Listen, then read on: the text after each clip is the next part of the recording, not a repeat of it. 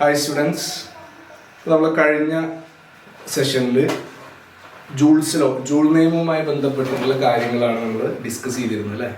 Joule നിയമം എന്താണെന്നുള്ളത് ഓർമ്മയുണ്ടാവും. അതുമായി ബന്ധപ്പെട്ട് 3 സമവാക്യങ്ങൾ നമ്മൾ പഠിച്ചിരുന്നു.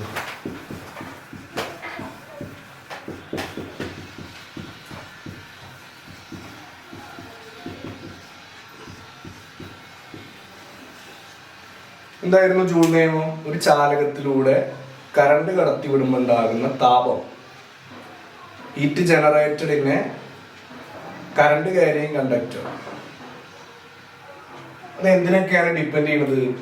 കറണ്ടിന്റെ സ്ക്വയർ, അതുപോലെ പ്രതിരോധം, റെസിസ്റ്റൻസ്, കറണ്ട് ഒഴുകാനെടുക്കുന്ന സമയം, ടൈം, ഇങ്ങനെ 3 ഫാക്ടറിനെയാണ് ഡിപ്പെൻഡ് ചെയ്യുന്നത്. അപ്പോൾ ജൂൾ നിയമവുമായി ബന്ധപ്പെട്ട് നമ്മൾ 3 സമവാക്യങ്ങൾ പഠിച്ചു.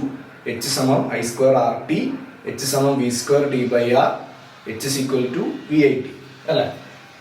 ഇനി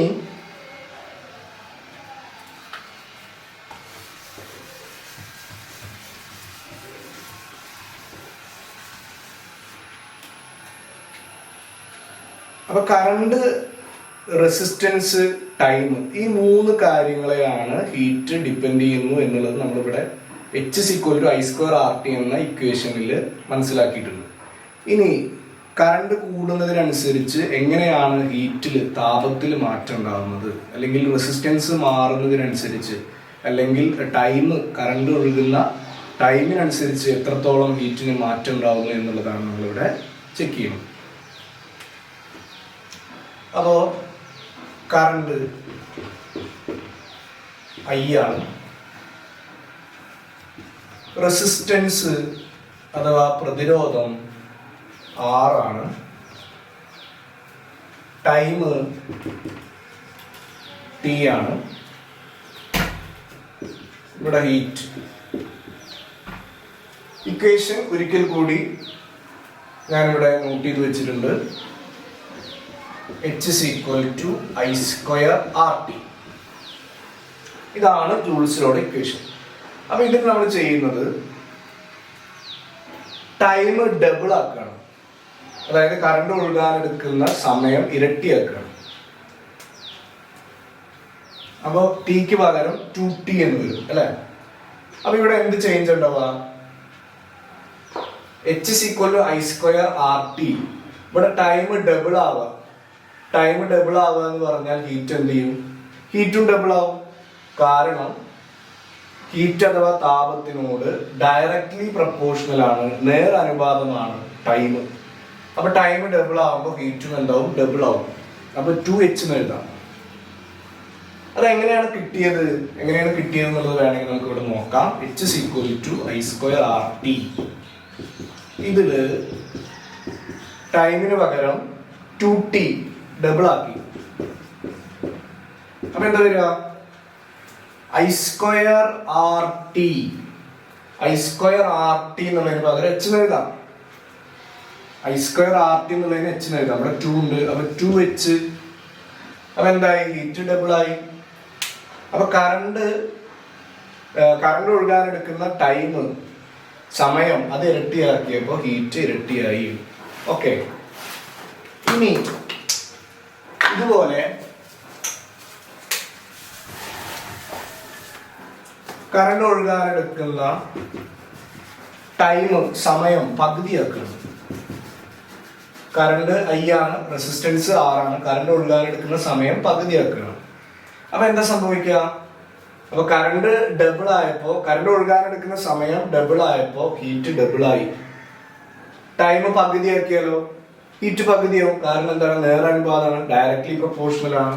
അപ്പൊ ഹീറ്റ് പകുതിയാവും. ഇതേപോലെ തന്നെ ഇനി ഇപ്പൊ നമ്മൾ എന്താ ചെയ്യുന്നത്? കറണ്ട് ഒഴുകാനെടുക്കുന്ന ടൈമാണ് ഡബിൾ ആയതും ഹാഫ് ആയതും. ഇനി അടുത്ത സ്റ്റെപ്പില്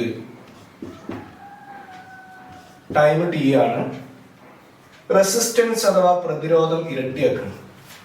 എന്താണ് ഇരട്ടിയാക്കുന്നത്? റെസിസ്റ്റൻസ് അഥവാ പ്രതിരോധം ഇരട്ടിയാക്കണം. അപ്പൊ എന്താ സംഭവിക്കുക? ഇതേപോലെ തന്നെ പറയാൻ സാധിക്കും. ഇവിടെ ടൈം ഡബിൾ ആയി, അപ്പൊ ഹീറ്റ് ഡബിൾ ആയി. അപ്പൊ അതേപോലെ റെസിസ്റ്റൻസ് ഡബിൾ ആവുമ്പോഴും ഹീറ്റ് ഡബിൾ ആവും. 2H.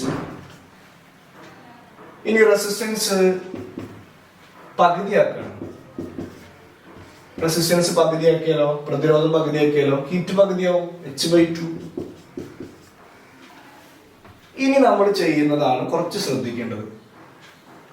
ഇപ്പോ ഇതുവരെ നമ്മൾ പഠിച്ചെന്താ, ടൈം കൂടിയപ്പോ ഹീറ്റ് കൂടി അല്ലെ, ടൈം കുറഞ്ഞപ്പോ ഹീറ്റ് കുറഞ്ഞു. അതായത് ടൈം ഇവിടെ ഇരട്ടിയാക്കിയപ്പോ ഹീറ്റ് ഇരട്ടിയായി, ടൈം പകുതിയാക്കിയപ്പോ ഹീറ്റ് പകുതിയായി, റെസിസ്റ്റൻസ് ഇരട്ടിയാക്കിയപ്പോ ഹീറ്റ് ഇരട്ടിയായി, റെസിസ്റ്റൻസ് പകുതിയായപ്പോ ഹീറ്റ് പകുതിയായി. ഇനിയുള്ളത് നിങ്ങൾ ശ്രദ്ധിക്കണം. കാരണം എന്താ അറിയോ, ഇനിയുള്ള ടേമില് സ്ക്വയർ ഉണ്ട്, ഐ സ്ക്വയർ. അപ്പൊ അത് കുറച്ച് ശ്രദ്ധിച്ച് ചെയ്യണം. ഇനി ഞാൻ ചെയ്യുന്നത് എന്താന്ന് വെച്ച് കഴിഞ്ഞാൽ, കറണ്ട് ഇരട്ടിയാക്കുകയാണ്. കറണ്ട് എന്ത് ചെയ്യാണ്, ഇരട്ടിയാക്കുകയാണ്. റെസിസ്റ്റൻസും ടൈമും ഒക്കെ, റെസിസ്റ്റൻസ് 6, ടൈം T, കറണ്ട് ഇരട്ടിയാക്കുന്നു. അപ്പൊ എന്താ വരിക, ഇതാണ് ഇക്വേഷൻ അല്ലെ, H=I²RT. അപ്പൊ ഇതിൽ ഞാൻ കറണ്ട് എന്ത് ചെയ്യുന്നു, കറണ്ട് ഇരട്ടിയാക്കുന്നു എന്ന് പറഞ്ഞാൽ I എന്നുള്ളതിന് പകരം എന്ത് വരും, 2I. ഇവിടെയാണ് ശ്രദ്ധിക്കേണ്ടത്, I എന്നുള്ളതിന് പകരം ഇവിടെ 2I ആണ്. അപ്പൊ 2I ഹോൾ സ്ക്വയർ ആണ്. I ഉള്ള സ്ഥാനത്ത് ഇവിടെ 2I ആണ് വന്നത്. അപ്പൊ I സ്ക്വയർ എന്നുള്ളതിന് പകരം 2I ഹോൾ സ്ക്വയർ. അപ്പൊ എന്താ വരിക, H= രണ്ടാൾക്കും സ്ക്വയർ ഉണ്ട്, 2 square 4, I² RT. I² RT എന്നുള്ളതിന് പകരം എന്ത് എഴുതാം, H എഴുതാം. അപ്പൊ എന്താ വരിക, 4H. ഓക്കെ. അപ്പൊ എന്താണ് ഇതിന്ന് മനസ്സിലായത്, കറണ്ട് ഡബിൾ ആക്കിയപ്പോ, ഇരട്ടിയാക്കിയപ്പോ ഹീറ്റ് ഇരട്ടിയാവല്ല ചെയ്തത്, ഡബിൾ ആവല്ല ചെയ്തത്, 4 ടൈംസ് ആയിട്ട് മാറി, 4H. ഓക്കെ. അപ്പൊ ഇവിടെ കറണ്ട് ഇരട്ടിയാക്കിയപ്പോ, ഡബിൾ ആക്കിയപ്പോ ഹീറ്റ് 4 ടൈംസ് ആയിട്ട് മാറി എന്നുള്ളതാണ്. ഇനി ഇതിൽ ഒരെണ്ണം കൂടി ഉണ്ടല്ലോ, ഏതാണ്, കറണ്ട് ഹാഫ് ആക്കി, പകുതിയാക്കി. റെസിസ്റ്റൻസിലും ടൈമിലും മാറ്റില്ല, കറണ്ട് എന്ത് ചെയ്യുന്നു, ഹാഫ് ആക്കുന്നു. അപ്പൊ ഇവിടെയും ശ്രദ്ധിക്കണം. ഇപ്പൊ കറണ്ട് ഹാഫ് ആക്കുമ്പോ പെട്ടെന്ന് നമ്മൾ ഹീറ്റ് ഹാഫ് ആവുമെന്ന് എഴുതരുത്, കാരണം ഇക്വേഷന്റെ സ്ക്വയർ ഉണ്ട്. അപ്പൊ ശ്രദ്ധിച്ച് ചെയ്യണം. അപ്പോൾ H=I²RT. അതില് I എന്നുള്ളതിന് പകരം എന്താണ്, I/2 ആണ്. I/2 സ്ക്വയർ ഇല്ലേ, അപ്പൊ ഹോൾ സ്ക്വയർ ആണ് ഉള്ളത്. അപ്പൊ എന്താ വരിക, അപ്പൊ വരുന്നത് I²RT/4. കാരണം രണ്ടാൾക്കും സ്ക്വയർ ഉണ്ട്, ഐയുടെ സ്ക്വയർ I², അടിയിൽ 2 ഉണ്ട്, 2ന്റെ സ്ക്വയർ 4. അപ്പൊ I²RT/4. അപ്പൊ എന്താവും, I²RTക്ക് പകരം H എന്ന് എഴുതാം. അപ്പൊ H/4 എന്തായിട്ട് മാറും, H/4. I²RT എന്നുള്ളതിന് പകരം H എന്ന് വരും, /4. അപ്പൊ H/4 ആണ് വരിക. എന്താണ് വരിക, H/4. അപ്പൊ ഈ ഒരു കാര്യം നിങ്ങൾ എന്ത് ചെയ്യണം, പഠിച്ചു വെക്കണം. ഓക്കെ, ഈ ഒരു കാര്യം പഠിച്ചു വെക്കണം. ഇനി ജൂൾസ് ലോ, ജൂൾ നിയമവുമായി ബന്ധപ്പെട്ട കാൽക്കുലേഷൻ പ്രോബ്ലം ആണ് നമ്മൾ ചെയ്യുന്നത്. അപ്പൊ നോക്കുക,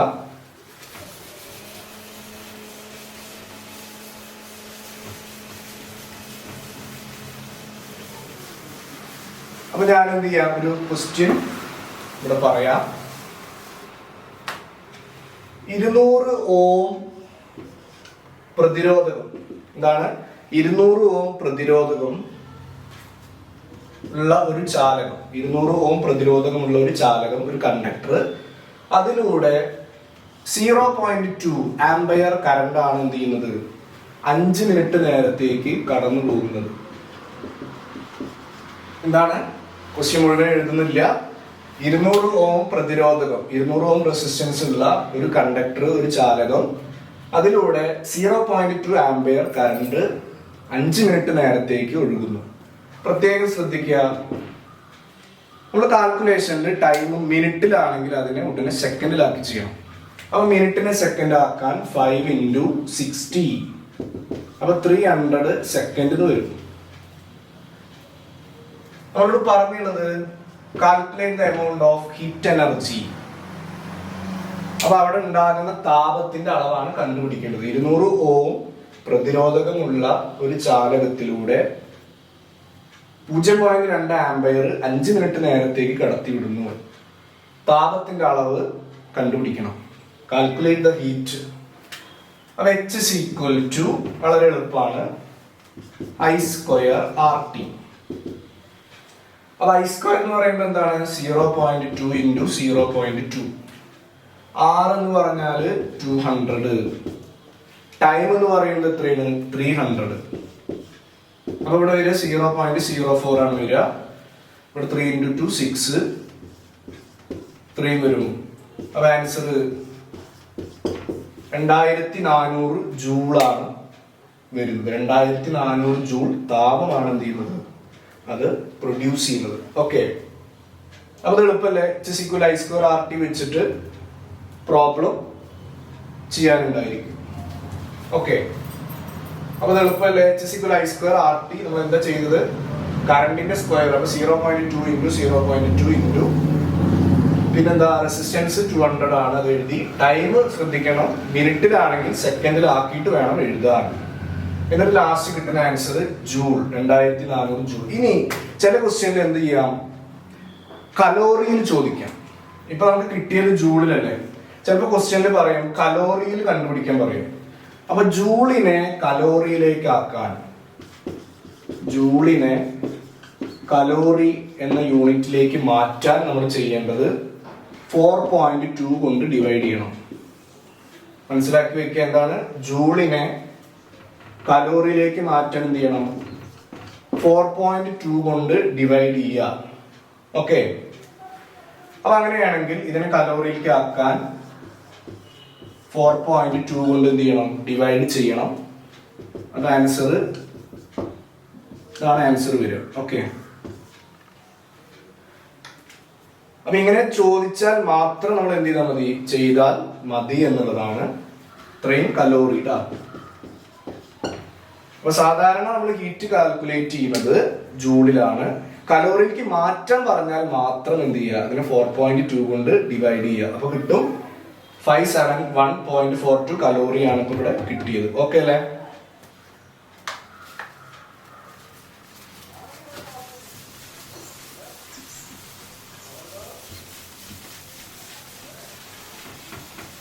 അപ്പൊ ഈ പ്രോബ്ലം ചെയ്യാൻ എളുപ്പല്ലേ? അങ്ങനെയാണെങ്കിൽ മറ്റൊരു ക്വസ്റ്റ്യൻ നോക്കാം. ഒരു ചാലകത്തിന്റെ പ്രതിരോധം എന്ന് പറയുന്നത് തന്നിട്ടുണ്ട്. 1150 ഓമാണ് പ്രതിരോധകം എന്ന് പറയുന്നത്. അതിലേക്ക് കൊടുക്കുന്ന പൊട്ടൻഷ്യൽ ഡിഫറൻസ്, പൊട്ടൻഷ്യൽ വ്യത്യാസം 230 വോൾട്ട് ആണ്. 5 മിനിറ്റ് നേരത്തേക്ക് എന്ത് ചെയ്യുന്നു? കറണ്ട് കടത്തിവിടുന്നു. അതുപോലെ മറ്റൊരു ഡിവൈസ്, ഒരു ഹീറ്ററാണ്, രണ്ടും ഹീറ്ററുകളാണ്. 460 ഓം പ്രതിരോധമുള്ള ഒരു ഹീറ്ററാണ്. 230 വോൾട്ട് പൊട്ടൻഷ്യൽ വ്യത്യാസം നൽകുകയാണ്. ടൈം 5 മിനിറ്റ് നേരത്തേക്ക് തന്നെയാണ് കറണ്ട് കടത്തിവിടുന്നത്. അപ്പൊ ശ്രദ്ധിക്കേണ്ട കാര്യം എന്താ? ഉടനെ തന്നെ അതിനെ സെക്കൻഡിലേക്ക് ആക്കുക അല്ലെ? നമുക്ക് ചെയ്യേണ്ടത് എന്താ അറിയോ? അപ്പൊ 2 ഹീറ്റർ തന്നിട്ടുണ്ട്. ആദ്യത്തെ ഹീറ്ററിന്റെ പ്രതിരോധം, റെസിസ്റ്റൻസ് 1150 ഓമാണ്. 230 വോൾട്ട് പൊട്ടൻഷ്യൽ വ്യത്യാസം കൊടുക്കുന്നുണ്ട്. 5 മിനിറ്റ് നേരത്തേക്ക് കടത്തിവിടുന്നു കറണ്ട്. രണ്ടാമത്തെ കേസിൽ ഹീറ്ററിന്റെ പ്രതിരോധകം അഥവാ റെസിസ്റ്റൻസ് 460 ആണ്. പൊട്ടൻഷ്യൽ വ്യത്യാസം 230 തന്നെ. സമയം, കറണ്ട് ഒഴുകാൻ എടുക്കുന്ന സമയം 5 മിനിറ്റ്. നമുക്ക് എന്ത് കാൽക്കുലേറ്റ് ചെയ്യണം? ഹീറ്റ് കാൽക്കുലേറ്റ് ചെയ്യണം. അപ്പൊ ഇവിടെ നമ്മൾ ചെയ്യേണ്ടത് എന്താ? I² RT നമ്മൾ പഠിച്ചിട്ടുണ്ട്. എന്നാൽ ഇവിടെ I² RT വെച്ച് ചെയ്യാൻ പറ്റില്ല, കാരണം ഇവിടെ കറണ്ട് അറിയില്ല. അപ്പൊ നമുക്ക് മറ്റൊരു ഇക്വേഷൻ പഠിച്ചിട്ടുണ്ട്. എന്താണ്? V² T/R ആണ് ഇക്വേഷൻ. അപ്പൊ അത് വെച്ച് കാൽക്കുലേറ്റ് ചെയ്താൽ മതി. അപ്പൊ H is equal to V² T/R. Voltage 230 into 230 into time എത്രയാണ് വരിക? 300 ഡിവൈഡഡ് ബൈ റെസിസ്റ്റൻസ് എത്രയാണ് വരിക? 1150. ഇവിടെ ആണെങ്കിലും ഇതേ ഇക്വേഷൻ തന്നെ നമ്മൾ ഉപയോഗിക്കണം. വോൾട്ടേജ് എത്രയാണ്? 230 ആണ്. 230 into 230 into 300 ആണ് ടൈം.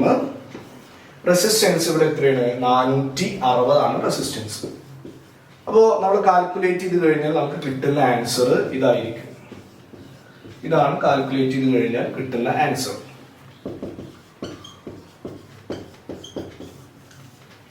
അപ്പൊ ഇവിടെ നിങ്ങൾക്ക് ഒരു കാര്യം മനസ്സിലായിട്ടുണ്ടായിരിക്കും. ഇത് ഒന്നാമത്തെ ഹീറ്റർ എ, ഇത് രണ്ടാമത്തെ ഹീറ്റർ ബി. രണ്ട് കേസിലും പൊട്ടൻഷ്യൽ വ്യത്യാസം, വോൾട്ടേജ് തുല്യമാണ്. ഒരേ സമയം തന്നെയാണ് കറണ്ട് കടത്തിവിടുന്നത്, 5 മിനിറ്റ് രണ്ട് ഹീറ്ററിൽ. എന്നാൽ ഇവിടെ മനസ്സിലായ കാര്യം എന്താ?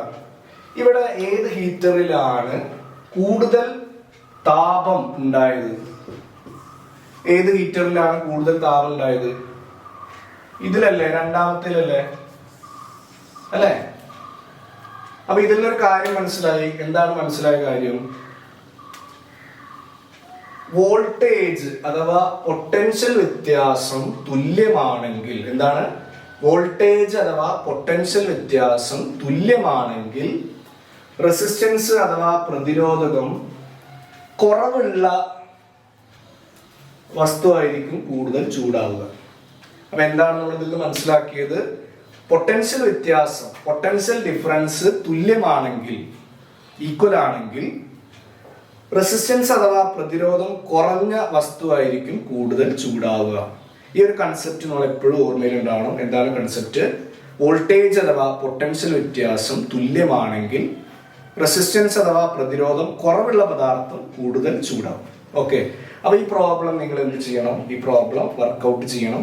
അപ്പൊ ജൂൾസ് ലോയുമായി കണക്ട് ചെയ്യുന്ന പ്രോബ്ലം ആണ് നമ്മളിവിടെ വർക്ക്ഔട്ട് ചെയ്തത്. അപ്പൊ അടുത്ത സെഷനിൽ നമുക്ക് എന്ത് ചെയ്യാം?